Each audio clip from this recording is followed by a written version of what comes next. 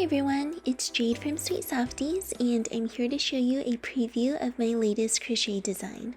This is the Mermaid Dragon, and as you can see, it has a mermaid tail fin and ears to match.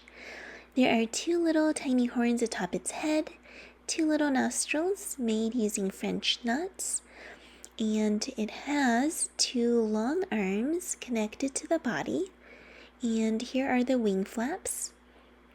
The wing flaps are made one piece each, and they're made using crochet methods only, and then sewn to the body. This dragon has quite a long body.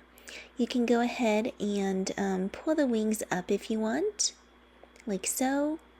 You can also pull them down. You can have this dragon lay flat, or you can even wrap it around yourself for a hug.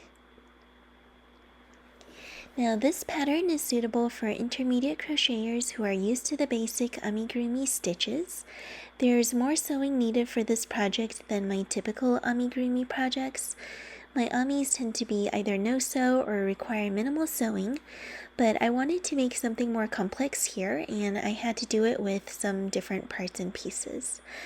The pieces that do need sewing would include the little horns, the ears, the two arms, the two wings, and the tail.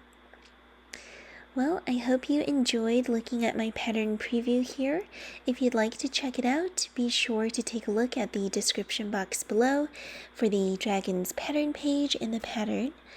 Thank you so much for watching, and I hope you have a wonderful time crocheting. Bye now!